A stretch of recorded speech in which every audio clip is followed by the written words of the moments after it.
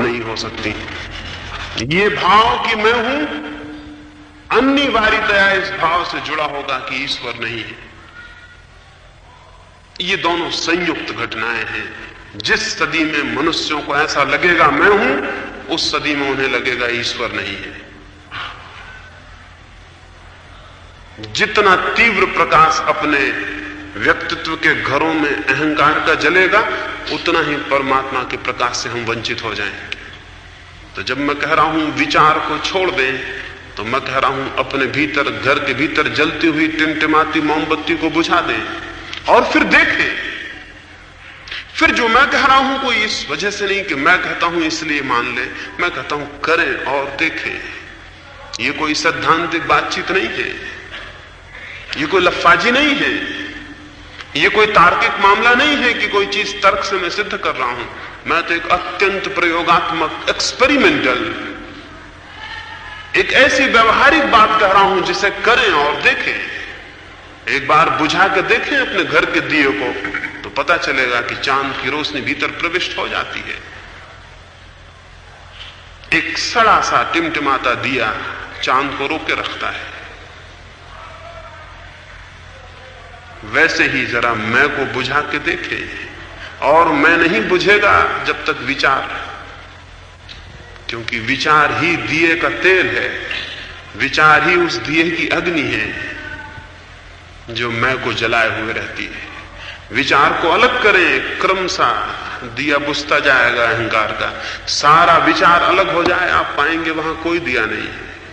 और जिस घड़ी आप निर्विचार और निरअहंकार होकर देखेंगे, आपको पता चलेगा मैं कभी नहीं था, जो सदा से था वो अब भी है और आगे भी होगा। मैं मेरा भ्रम था। और जिस मनुष्य को यह ज्ञात हो जाए कि मैं मेरा भ्रम था, वो सत्य को उपलब्ध हो जाता है। वैसा सत्य जीवन में अनंत आनंद को, सौंदर्य को प्रकट करता है। तो विचार छोड़ के आप जड़ नहीं होंगे। हां, अगर विचार के पीछे ही चले जाएं तो निश्चित जड़ हो जाएंगे। विचार को छोड़कर ही आप में परिपूर्ण चेतना प्रकट होगी। और ये इतनी सरल बात है, अगर एक बार स्पष्ट रूप से ख्याल में आ जाए। इतनी सरल बात है, इतनी सरल, क्योंकि छायाओं को मिटा देना बहुत कठिन नहीं होता, और भ्रमों को तोड़ देना बहुत कठिन नहीं होता, और सपनों को मिटा देना बहुत कठिन नहीं होता। ये सब स्वप्न हैं हमारे जो तोड़े जा सकते हैं। मैं अभी ध्यान के संबंध में और विस्तार से बात करूंगा। साथ ही जिन्होंने ये प्रश्न पूछा, उन्होंने ये भी पूछा है कि नीति पर मैं बहुत जोर नहीं देता हूं। मैं आत्मनिरीक्षण पर, ध्यान पर, विचार शून्यता पर जोर देता हूं, लेकिन नीति पर जोर नहीं देता हूं। निश्चित ही मैं नीति पर जोर नहीं देता। न जोर देने का मेरा कारण है। अगर मैं आपसे कहूं घर में दिया जला लें, तो क्या आप मुझसे कहेंगे कि आप दिया जलाने की तो बात करते हैं, लेकिन अंधेरा निकालने पर जोर नहीं देते? मैं कहूंगा निश्चित ही अंधेरा निकालने पर मैं बिल्कुल जोर नहीं देता। कोई पागल होंगे जो अंधेरा निकालने पर जोर देते हों। हम तो दिए जलाने पर जोर देते हैं। मतलब यह है कि अगर ध्यान और विवेक जागृत हो जाए तो अनीति असंभव हो जाती है। इसलिए नीति पर जोर देने का कोई कारण नहीं है। जिस मनुष्य का विवेक जागृत हो वो अनीति नहीं कर सकेगा, और जिस मनुष्य का विवेक जागृत न हो वो किसी तरह जबरदस्ती अगर नैतिक हो भी जाए, उसकी नीति का कोई भरोसा और विश्वास नहीं। और फिर ये भी स्मरण रखें, जो नीति जबरदस्ती आरोपित की जाती है वो निश्चित ही टूट जाती है। क्यों? क्योंकि जबरदस्ती आरोपित नीति को निरंतर संभाल के रखना होता है, 24 घंटे, क्योंकि एक क्षण को भी छूटी तो बिखर जाएगी। अपने आप जबरदस्ती संभाली गई है, विवेक से जागृत नहीं है, आत्मबोध से पैदा नहीं हुई है। समाज कहती है, लोग कहते हैं, शिक्षण संस्थाएं कहती हैं कि झूठ मत बोलो, इसलिए हम झूठ नहीं बोलते, झूठ उठता है। स्वयं के विवेक ने कहा नहीं कि सत्य बोलो, दूसरों ने सिखाया है इसलिए सत्य बोलते हैं। ये चेष्टित होगा, कल्टीवेटेड होगा, इसमें श्रम लगेगा। और एक नियम समझ लें, जिस बात में श्रम लगता है उसको आप 24 घंटे नहीं साध सकते, बहुत दिन तक नहीं साध सकते, क्योंकि श्रम के बाद विश्राम करना जरूरी है। कोई आदमी सतत श्रम नहीं कर सकता, श्रम के बाद विश्राम करना जरूरी है। तो जिसकी नीति श्रम से सदी हुई है, जब श्रम से थक जाएगा तो विश्राम में अनीति आ जाएगी, जब वो विश्राम करेगा तो अनीति प्रविष्ट हो जाएगी। स्मरण रख ले, श्रम निरंतर नहीं किया जा सकता। एक सीमा आएगी कि आप थक जाएंगे श्रम करने से और विश्राम करना पड़ेगा, जो कि बिल्कुल प्राकृतिक नियम है। और इसीलिए साधु और सन्यासी, सज्जन और सद्पुरुष भी, जिनको हम सामान्यता पाते हैं सब भांति नैतिक है, एक दिन अचानक अनैतिक होते भी देखे जाते हैं। हम कहते हैं उनका पतन हो गया, पतन नहीं हुआ। श्रम से जिसको साधा था, कितनी देर साध सकते थे? एक सीमा आती है, श्रम थक जाता है और विश्राम करना पड़ता है। तो अगर श्रम से नीति सदी थी, विश्राम में अनीति आ जाएगी। ये स्वाभाविक सहज नियम है। इसलिए मैं श्रम साध्य नीति के समर्थन में नहीं हूं, मैं सहज स्फूर्त नीति के समर्थन में हूं, जो अपने आप पैदा होनी चाहिए। एक तो वो प्रेम है कि लोग मुझसे कहते हैं कि मैं करूं इसलिए करता हूं, लोग कहते हैं प्रेम करो इसलिए मैं प्रेम करता हूं।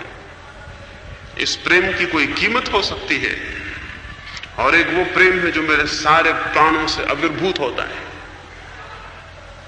जो मेरे सारे प्राणों से उठता है और फैलता है। तो एक तो वो नीति है जो ऊपर से थोप ली जाती है, और एक वो नीति है जो भीतर से निकलती है। मैं जिस ध्यान पर, आत्मनिरीक्षण पर जोर दे रहा हूं, अगर उस दिशा में गति हो तो नीति आरोपित नहीं करनी होती, वो भीतर से निकलनी शुरू हो जाती है। क्यों? जिस भांति जानते हुए आग में हाथ डालना मुश्किल है, उसी भांति जानते हुए पाप करना असंभव है। जिस भांति देखते हुए दीवार में से निकलना कठिन है, अंधा अलग बात है। एक अंधा आदमी यहां से निकलने की कोशिश करे, दीवार से टकरा सकता है, तो उससे हम कहेंगे दरवाजे को स्मरण रखो। कितनी बार कहा कि दरवाजा बाईं तरफ है, बाईं तरफ जाओ। अंधा सीख भी सकता है कि बाईं तरफ दरवाजा है, जा भी सकता है, फिर भी दरवाजा उसे दिखाई नहीं पड़ता। दीवार से टकराने की संभावना हमेशा है। लेकिन जिस आदमी को दरवाजा दिखाई पड़ रहा हो, वो अगर दीवार से टकरा जाए तो कैसा आश्चर्य होगा। वैसे ही जिस मनुष्य का स्वयं विवेक जागृत हुआ हो, वो अनैतिक हो जाए, इतना ही आश्चर्य होगा जितना आंख वाला आदमी देखता हुआ दरवाजे से टकरा जाए, दीवार से टकरा जाए। आंख वाला जैसे दरवाजे से निकल जाता है, ऐसे ही भीतर की आंख खुल जाए तो मनुष्य नैतिक जीवन में प्रविष्ट होता है। अनीति अज्ञान है और कुछ भी नहीं, नीति ज्ञान है और कुछ भी नहीं। इसलिए नीति पर मैं जोर नहीं देता, ज्ञान पर जोर देता हूं। जो नीति पर जोर देते हैं वो किसी न किसी रूप में रिप्रेशन, दमन, जबरदस्ती आरोपण पर उनका जोर है। जो कहते हैं कुछ भी हो तुम सत्य बोलो, कुछ भी हो तुम क्रोध मत करो, कुछ भी हो तुम शांत रहो, कुछ भी हो तुम अहिंसा करो, जो ऐसा सिखाते हैं वह आपके प्राणों को बड़े घेरों में बांध रहे हैं। वह आपकी आत्मा को मुक्त नहीं कर रहे हैं, वह आपकी आत्मा को जेलों में डाल रहे हैं और आपकी आत्मा तड़फड़ाने लगेगी, इस तरह की कैद से घबराने लगेगी। और आज नहीं कल आप खुद जिन्होंने वो दीवारें बनाई थी, खुद ही उनको तोड़ने वाले हो जाएंगे। और यही वजह है कि जितने लोग नैतिक जीवन को जबरदस्ती थोप लेते हैं, उनके मन में 24 घंटे अनीति का रस बहता रहता है। ऊपर से उन्होंने तय कर लिया है, ऊपर से उन्होंने सब सीख लिया है, तो ऊपर से वो अपना घेरा भी बना रहे हैं और उनकी आत्मा मुक्त होने को भी तड़फ रही है, उनके प्राण तड़फ रहे हैं। अब मुक्ति का रास्ता उनको एक ही दिखाई पड़ता है, अनीति। जिसने नीति को कैद बना लिया है उसके लिए मुक्ति दिखाई पड़ती अनीति में। इसलिए समझ लीजिए, दुनिया में जितनी सभ्यता बढ़ रही है वो चूंकि थोथी नीति पर खड़ी हुई है, इसलिए सारी दुनिया में सभ्यता के विरोध में भी आंदोलन चल रहे हैं। सारी जमीन पर न मालूम कितने लोग उसके विरोध में खड़े हो रहे हैं, और इस इच्छा में है कि सारी नीति तोड़ दी जानी चाहिए, कोई नीति मानने की कोई जरूरत नहीं है। ये जो अनैतिक समर्थन में लोग खड़े हो रहे हैं, इनका जिम्मा उन नैतिक लोगों पर है जिन्होंने जबरदस्ती नीति को आरोपित करने के उपदेश दिए हैं और लोगों को समझाया है। असल में जो नहीं जानते, जो बिल्कुल नहीं जानते कि नैतिक जीवन का उदय कैसा होता है, केवल वे ही नीति पर जोर देते हैं। जो जानते हैं वो नीति पर नहीं, बोध पर, विवेक पर, आत्मस्मरण पर जोर देते हैं। आपको अपना बोध आ जाए, आप अपने ही अहित में कुछ भी नहीं कर सकेंगे, क्योंकि अनीति किसी और का अहित नहीं, आपका अहित है। जब मैं क्रोध करता हूं, जब मैं झूठ बोलता हूं, जब मैं पाप करता हूं या चोरी करता हूं या कुछ और करता हूं जिसको हम अनीति कहते हैं, तब मैं किसी और का नहीं, अपना नुकसान करता हूं। और अगर ये दिखाई पड़ जाए, अगर ये दिखाई पड़ने लगे, तो फिर कौन है ऐसा जो ये नुकसान करने को राजी होगा। बुद्ध एक गांव के पास से निकले, कुछ लोगों ने उन्हें घेरा, अपमान किया, गालियां दी। बुद्ध ने कहा, मुझे दूसरे गांव जल्दी पहुंचना है, अगर तुम्हारी बातचीत पूरी हो गई हो तो मैं जाऊं। उन लोगों ने कहा, यह बातचीत नहीं है, हमने गालियां दी हैं, अपमान किया। बुद्ध ने कहा, तुमने दी होंगी गालियां और अपमान किया होगा, मैंने उन सब का लेना बंद कर दिया है। तुमने दिया होगा, मैंने लेना बंद कर दिया है। उन्होंने कहा, क्यों? बुद्ध ने कहा, देखा, सिवाय हानि के और कुछ भी नहीं है। तो अब तुम इन सारी गालियों को वापस ले जाओ, क्योंकि पिछले गांव में लोग आए थे और फूल लाए थे और मालाएं लाए थे और फल लाए थे और मिष्ठान लाए थे, और मैंने उनसे कहा, मेरा पेट भरा है, तो अपनी थालियों को वापस ले गए। अब तुम क्या करोगे? तुम जो गालियां लाए हो, अपमान लाए हो, तुम क्या करोगे? तुम भी अपनी थालियां वापस ले जाओ। मैंने लेना बंद कर दिया है, ना मैं लेता हूं ना मैं देता हूं, क्योंकि मैंने देख लिया सिवाय अहित के और कुछ भी नहीं। अगर भीतर ये स्मरण आ जाए, ये बात दिखाई पड़ने लगे कि अहित कहां है और आत्महित कहां है, तो अनीति असंभव हो जाएगी। इस बात को समझ लें, समाज का जोर है कि नैतिक हो आप, क्योंकि समाज समझता है अनैतिक होने में दूसरे का नुकसान है। समाज का जोर है कि आप नैतिक हों, क्योंकि समाज समझता है कि अगर आप अनैतिक हुए तो दूसरों का नुकसान होगा। धर्म कहता है आप विवेकपूर्ण हो, और विवेकपूर्ण होने से नैतिक हो जाएंगे, और धर्म यह भी कहता है अगर आप अनैतिक हुए तो नुकसान आपका होगा। इसमें फर्क है। सामाजिक नैतिकता में और धार्मिक नैतिकता में बुनियादी फर्क है। सामाजिक नैतिकता दूसरे का अहित न हो जाए इसका ख्याल करती है। वो ये कहती है चोरी मत करो, क्योंकि जिनकी तुम चोरी करोगे उनको नुकसान पहुंच जाएगा। धर्म कहता है अगर तुम्हें दिख जाए तो तुम समझोगे कि चोरी कैसे करूं, क्योंकि चोरी करूंगा तो नुकसान मुझे पहुंच जाएगा। यानी ये फर्क है। और जब तक ये दिखाई ना पड़े कि नुकसान आपको पहुंच रहा है, तब तक चोरी रोकी नहीं जा सकती, तब तक अनीति रोकी नहीं जा सकती। तो मैं कतई नीति पर जोर नहीं देता, क्योंकि मैं समझता हूं नीति जोर देने की बात ही नहीं है। जोर देने की बात तो धर्म है, विवेक है। आचरण और व्यवहार बहुत जोर देने की बात नहीं है।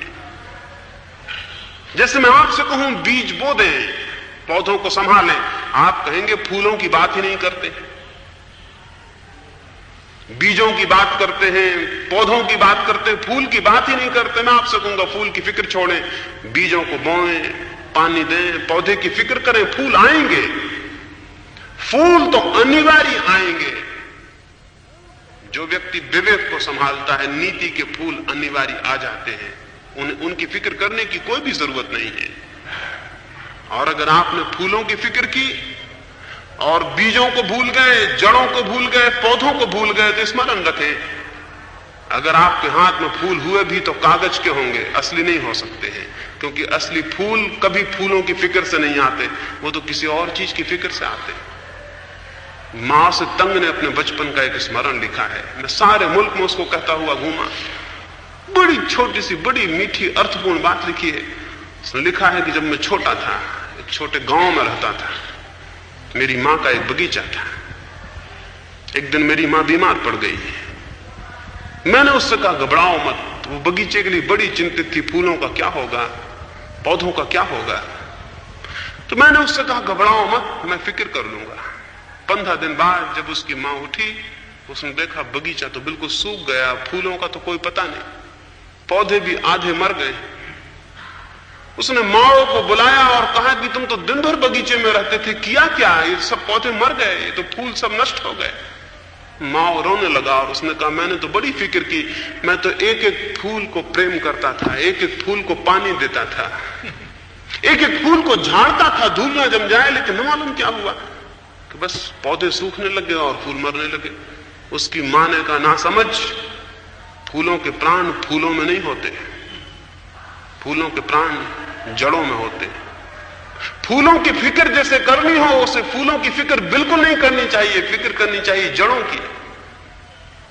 अगर जड़ें समझ जाएं तो सब समझ जाता है, और जड़ें मिट जाएं तो सब मिट जाता है। माओ ने लिखा है जीवन भर के लिए बात समझ ली, जीवन में जो भी महत्वपूर्ण है, जो भी फूल की तरह महत्वपूर्ण है, स्मरण रखना उसके प्राण उसमें नहीं होते, गहरे कहीं जड़ों में होते हैं जो दिखाई नहीं पड़ती।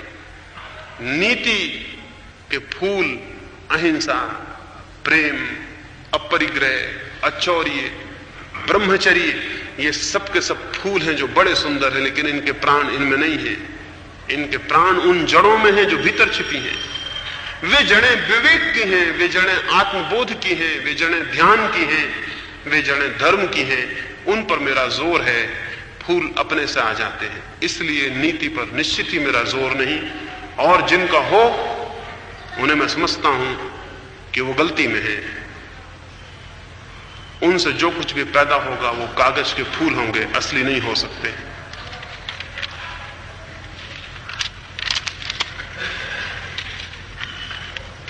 पूछा है, संसार को त्याग कर जंगल में बैठकर तप करना या संसार के प्रति अलिप्त होकर शुष्क भाव के बनकर साधना करना, ये केवल क्या व्यक्ति का स्वार्थ नहीं, सभी के कल्याण का मार्ग देखकर कर्तव्य की बाजी लगाकर सभी के साथ अपना कल्याण प्राप्त करने की भावना क्या योग नहीं?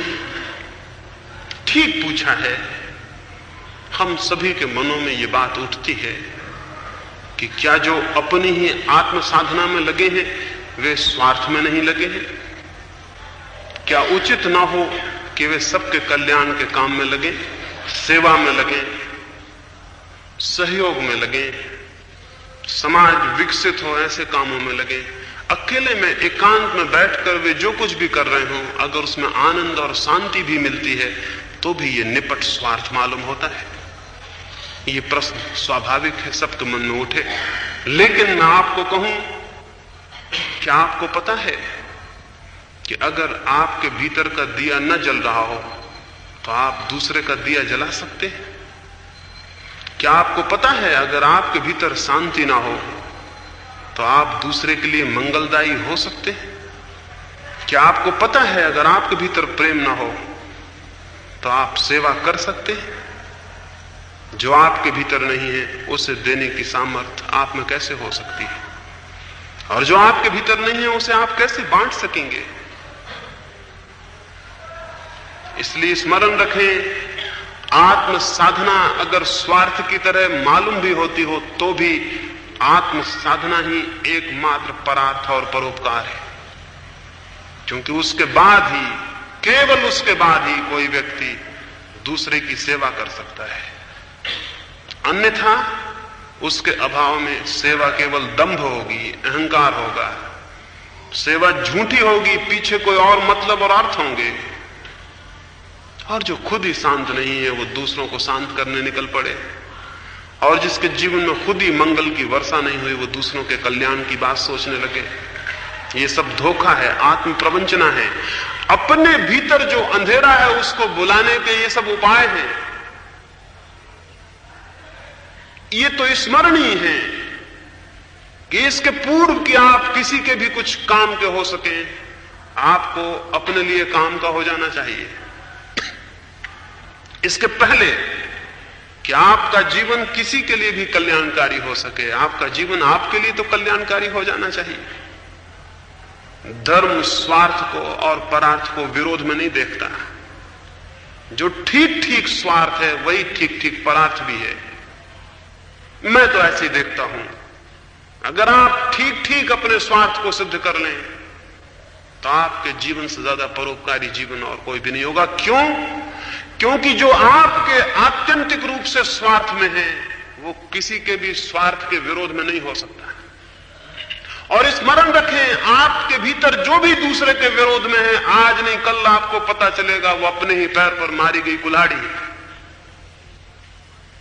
जो जो आपको दिखता है कि दूसरे का स्वार्थ है, मेरा नहीं, तो आप समझ लेना कि अगर आपको जो दूसरे का स्वार्थ दिख रहा है अपने स्वार्थ के विरोध में, तो आप समझना अभी आपको पता भी नहीं कि स्वार्थ क्या है, अभी आपको पता भी नहीं कि मेरा हित क्या है। क्योंकि जो मेरा हित है वो इस जगत में प्रत्येक प्राणी का हित होना ही चाहिए, क्योंकि सबके भीतर एक सी आत्मा, एक सी चेतना, एक सी कामनाओं, एक सी आकांक्षाओं का वास है। सारे लोग दुश्मन की तरह जमीन पर नहीं खड़े हैं, बल्कि एक ही नियम की अभिव्यक्तियों की भांति हैं। इन सबके भीतर एक से नियम है। क्या एक से नियम है? मैं अगर थोड़ा समझूं तो नियम दिखाई पड़ना मुझे शुरू हो जाता है। मुझे दिखाई पड़ता है कि अगर मेरा कोई अपमान करे तो मुझे बुरा लगता है। अगर मैं थोड़ा समझ का आदमी हूं तो मुझे यह भी दिखाई पड़ जाना चाहिए कि इस जमीन पर किसी का भी अपमान किया जाए उसे बुरा लगेगा। नियम तो एक है। मुझे कोई प्रेम करे तो अच्छा लगता है और कोई घृणा करे तो बुरा लगता है। तो मैं जानता हूं इस जमीन पर ऐसा प्राण खोजना कठिन है जिसे घृणा किया जाना अच्छा लगता हो, प्रेम किया जाना बुरा लगता हो। सारे लोगों के भीतर एक सी चेतनाएं हैं और उनके एक से नियम हैं, एक सी आकांक्षाएं हैं। इसलिए जो आत्यंतिक रूप से मेरा हित है वो आपका अहित कैसे हो सकता है?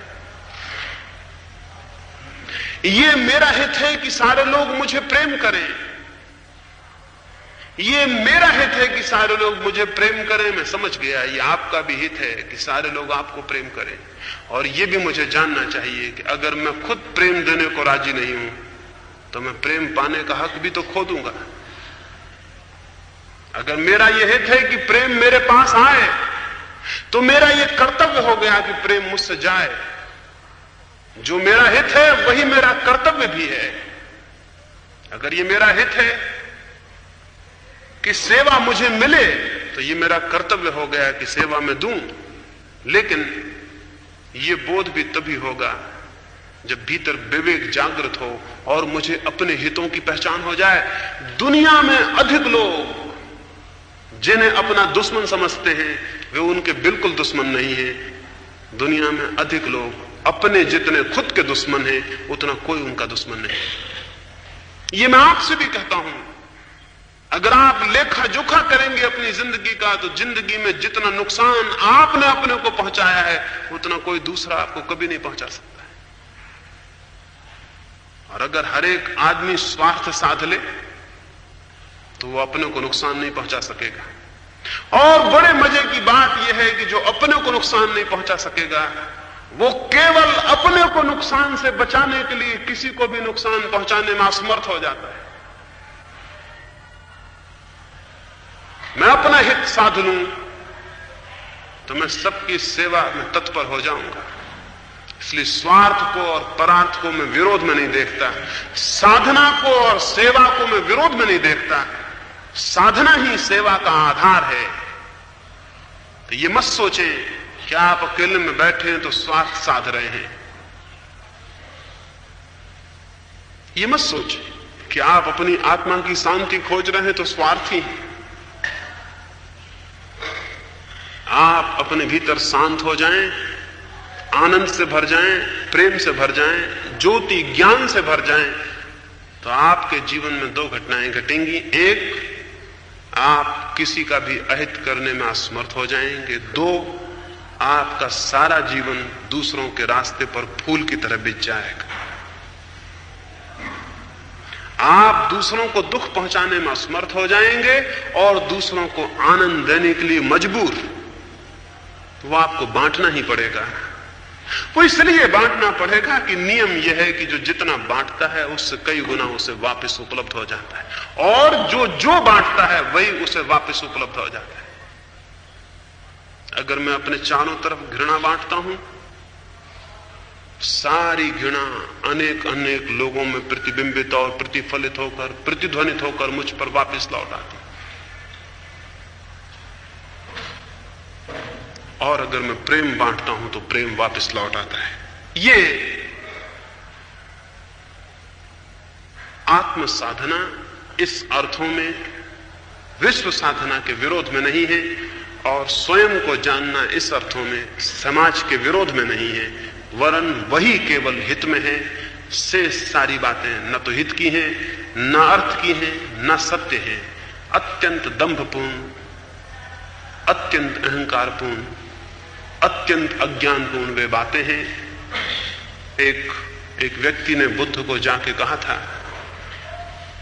बुद्ध को जाके एक व्यक्ति ने उनके पैर छुए और उनसे कहा कि प्रभु, मैं आपकी बातों से प्रभावित हुआ हूं, अब मुझे बताएं कि मैं दुनिया के लिए क्या करूं। बुद्ध चुपचाप खड़े रह गए। उनके पास जो भिक्षु थे वो भी हैरान हुए। कभी उन्हें इस भांति चुपचाप खड़े रहता देखा नहीं गया था। उस आदमी ने दोबारा पूछा, आप क्या सोच रहे हैं, मुझे आज्ञा दें, मैं दुनिया के लिए क्या करूं। बुद्ध ने कहा, मेरे मित्र, मैं इससे हैरान हूं कि मेरी बातें तुम्हें पसंद आई, लेकिन तुमने मुझसे ये ना पूछा कि मैं अपने लिए क्या करूं। तुम पूछते हो मैं दुनिया के लिए क्या करूं। तुम अपने को धोखा दे रहे हो। तुम दुनिया के लिए करने की बातों में खुद के लिए करने से बचना चाहते हो। तुम बचना चाहते हो, खुद के साथ कुछ ना करना पड़े। और यही वजह है कि जो उपदेश हम दूसरों को देते हैं, उन उपदेशों को हम खुद भी नहीं मानते। और यही वजह है कि जिन बातों की हम दूसरों में आलोचना करते हैं, उनको कभी अपने में नहीं देखते। और यही वजह है कि जिन बातों की हम प्रशंसा करते हैं, उनको भी स्वयं में पैदा करने का कभी ख्याल नहीं करते। दूसरों में पैदा होना चाहिए। दुनिया में अज्ञान के समर्थन में इससे ज्यादा और कोई दूसरी बात नहीं है जितनी दूसरों का सुधार, दूसरों का कल्याण, दूसरों का मंगल। क्योंकि वो आदमी कितना पागल है जिसने खुद का मंगल न साधा हो और दूसरों के मंगल का विचार कर रहा हो। धोखेबाज है। और दूसरों को धोखा देना उतना महंगा नहीं जितना सेल्फ डिसेप्शन, जितना खुद को धोखा देना महंगा पड़ जाता है। क्योंकि अंत में दूसरों को दिए गए धोखे बहुत छोटे साबित होते हैं। 10-5 रुपए के लेन देन के धोखे हैं। अपने को दिया गया धोखा सबसे बड़ा धोखा साबित होता है, क्योंकि उसमें पूरा जीवन दांव पर लग के खो जाता है। तो मैं आपको कहूंगा कि स्वार्थी हो जाएं। मैं आपको कहूंगा निपट स्वार्थी हो जाएं। मैं आपको कहूंगा अपने हित के अतिरिक्त कुछ भी ना सोचें। दुनिया को एक कोने में रख दें और अपना हित ही सोच लें। इतना जरूर मैं आश्वासन दिलाता हूं, जिस दिन आप अपना हित पहचान जाएंगे और अपने हित को साध लेंगे, इस दुनिया में आपका हित किसी के हित के विरोध में नहीं पड़ेगा, वरन आपका पूरा का पूरा जीवन दूसरों के हित में, दूसरों के कल्याण में आधार बन जाएगा। कुछ और प्रश्न हैं, एक आध प्रश्न का उत्तर और दे देता हूं, फिर बाकी प्रश्नों को बाद में ले लेंगे और इस प्रश्न के बाद हम ध्यान के लिए बैठेंगे।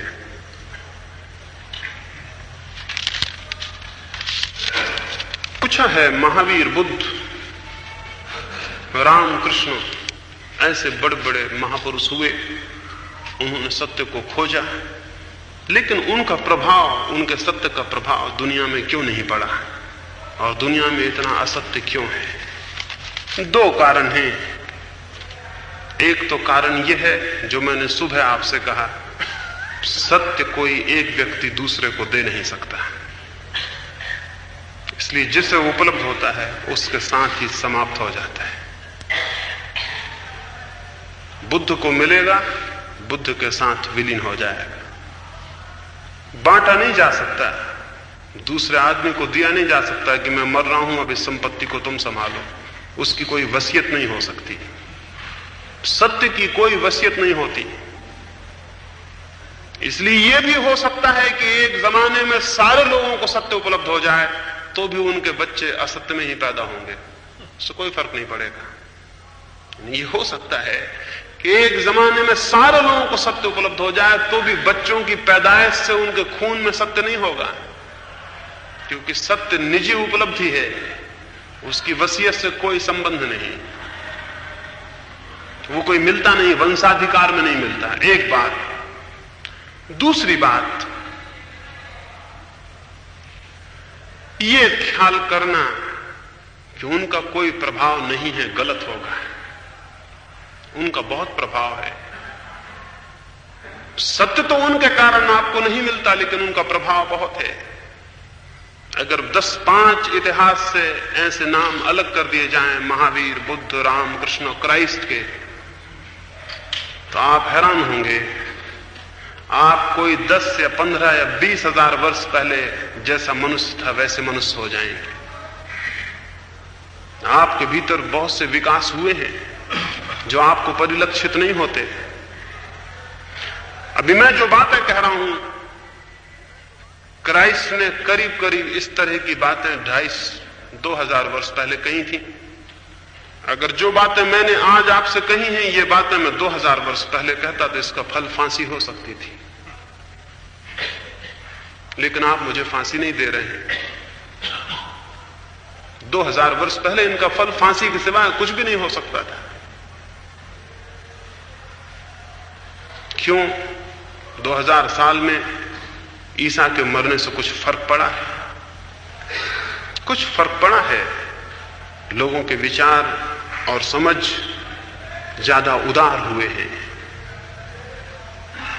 ज्यादा सोचने समझने की और अपनी ही बात को सत्य कहने का आग्रह कम हुआ है। कुछ और बातें विकसित हुई हैं। दुनिया में हमेशा युद्ध होते रहे। यह पहला मौका है कि जमीन पर हजारों ऐसे विचारशील लोग हैं जो सब तरह के युद्धों के खिलाफ हैं। ऐसा कभी नहीं हुआ था। दुनिया के बड़े बड़े पुरुष भी पिछले जमानों के युद्धों के खिलाफ नहीं थे। जमाने में बड़ा फर्क आया है, लोगों में समझ बड़ी गहरी हुई है इस अर्थों में। आज जमीन पर जितने समझदार लोग हैं वो किसी तरह के युद्ध के पक्ष में नहीं है। तो कहते हैं युद्ध मूर्खतापूर्ण है। कैसे ही नारे युद्ध के लिए दिए जाएं, कैसी ही वजह बतलाई जाएं, युद्ध मूर्खतापूर्ण है। लेकिन ये बात आज संभव है, ये बात कभी ख्याल में नहीं थी। आज सारी जमीन पर अनेक अनेक नए विचारों का क्रमशः मनुष्य की चेतना में प्रवेश हुआ है। दुनिया के किसी धर्म ग्रंथ ने यह नहीं लिखा है कि संपत्ति इकट्ठी करना पाप है। दुनिया के सारे धर्म ग्रंथों ने लिखा है चोरी करना पाप है, लेकिन किसी ने यह नहीं लिखा कि संपत्ति इकट्ठी करना पाप है। जबकि ऐसे ही समाज में चोरी होती है जिस समाज में संपत्ति इकट्ठी की जाती है। चोरी बाई प्रोडक्ट है। जहां लोग संपत्ति इकट्ठी करते हैं उसके परिणाम में चोरी होती है। लेकिन दुनिया के सारे धर्म ग्रंथ कहते हैं चोरी पाप है, क्योंकि चोरों का कोई माउथ पीस, चोरों का कोई पंडित सन्यासी नहीं हुआ। सब धनिकों के सन्यासी और उनके सब माउथ पीस थे। इसलिए संपत्ति को संग्रह करना तो पुण्य का फल है और चोरी करना, किसी की संपत्ति ले आना पाप है। लेकिन इस जमाने में यह बात समझ में आ गई कि यह धोखा है। अगर चोरी पाप है तो उससे बड़ा पाप संपत्ति को इकट्ठा करना है। यह क्रमशः 2000 वर्ष में इसके पीछे महावीर, बुद्ध, कृष्ण और क्राइस्ट का हाथ है। धीरे धीरे जो चेतना प्रज्वलित हुई है, विचार, चिंतन और विवेक जागृत हुआ, उसके परिणाम हुए। आज कोई आदमी ये कहने की हिम्मत नहीं कर सकता जोर से कि मुझे जो संपत्ति मिली है वो मेरे पुण्य का फल है। हालांकि आज से हमेशा पिछले दिनों में यही कहा जाता रहा। जो दरिद्र है वो अपने पाप की वजह से दरिद्र है, और जिसके पास धन है वो अपने पुण्य की वजह से। आज तो हम समझते हैं बात उल्टी है, जो जितना पाप करता है उतना उसके पास धन है, और जो जितना पुण्य के साथ खड़ा होगा उतना दरिद्र हो जाएगा। तो लोगों के मस्तिष्क खुले हैं, उसके खोलने में उनकी हथौड़ियां, उनकी चोटें हैं, काफी उन्होंने चोटें की हैं अपनी अपनी हैसियत से। संतों ने, सत्पुरुषों ने बड़ी चोटें की हैं मनुष्य के मस्तिष्क पर, और कुछ परिणाम हुए। हम आज किसी भी स्थिति में जो भी दिखाई पड़ते हैं उसमें उनका हाथ है। हां, लेकिन कोई सत्य कोई किसी को नहीं दे सकता। चेतना का परिष्कार, बौद्धिक विकास, बोध, ये सारे के सारे फलित होते हैं क्रमशः, लेकिन सत्य को कोई सीधा किसी को नहीं दे सकता। वो तो स्वयं को ही अपनी ही साधना से पाना होता है। इसलिए सत्य तो भला ना हो, लेकिन सत्य को पाने के लिए जो बौद्धिक क्षमता चाहिए वो आपकी विकसित हुई है, आप आगे गए हैं। आज एक झाड़ के पास खड़े होकर आपको नमस्कार करते हुए थोड़ा संकोच होता है। आज एक नदी में जाकर प्रणाम करके कुछ पैसा चढ़ाने में संकोच होता है। जो और थोड़े विचारशील हैं, पत्थर की मूर्ति के सामने सिर झुकाने में उन्हें थोड़ी सी झिझक होती है। ये हम क्या कर रहे हैं? इसमें चोटें हैं इन लोगों की। इन्होंने आपको मुक्त करने की कोशिश की है। मैं सुबह ही आज कह रहा था, नानक वहां काबा गए, और आज जब वो सोए तो काबा का जो पुरोहित था उसने आके कहा कि महानुभाव अपने पैर उस तरफ कर लें, यहां काबा का पवित्र पत्थर है, परमात्मा की तरफ पैर किए हुए। नानक ने कहा मेरे पैर उस तरफ कर दो जहां परमात्मा ना हो। ये चोटें हैं। ये चोट है इस बात की कि जब आप एक मंदिर की मूर्ति के सामने सिर झुका रहे हैं तो स्मरण रखें कि अगर परमात्मा को उस मूर्ति में समझ लिया तो आप गलती में हैं। अगर परमात्मा का बोध होगा तो वो सब तरफ व्याप्त है। तो अगर प्रणाम करना है तो कोई एक दिशा में करना गलती होगी, और अगर प्रणाम करना है तो किसी एक को करना गलत होगा। अगर प्रणाम करना है तो केवल एक भाव की अवस्था हो सकती जो समस्त के प्रति समर्पित हो। क्रमशः चोटें की गई। अब ये नानक की चोट इसके पीछे है, ये इसके पीछे है।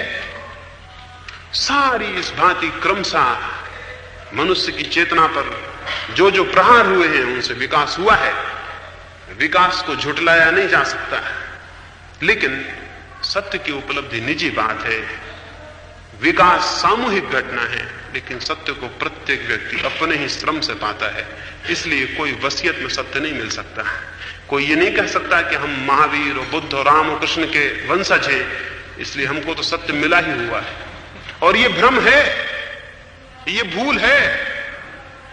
दुनिया में ऐसे बहुत से लोग हैं जो ये समझते हैं कि हम तो राम कृष्ण के वंशज, हमको तो सत्य मिला ही हुआ है। किसी को नहीं मिलता। और सत्य अगर इतनी क्षुद्र चीज हो जो पैदाइश से और वंशज होने से मिलती हो तो उसका कोई मूल्य भी नहीं रह जाएगा। फिर कोई सामर्थ्यवान, कोई अपनी व्यक्तित्व की गरिमा को मानने वाला व्यक्ति ऐसे सत्य की तलाश भी नहीं करेगा। सत्य की तलाश एकदम निजी खोज है, निजी उपलब्धि। कुछ और प्रश्न हैं, उनको मैं कल ले लूंगा। थोड़ी सी बातें आपको ध्यान के संबंध में समझा दूं और फिर हम ध्यान के लिए बैठेंगे।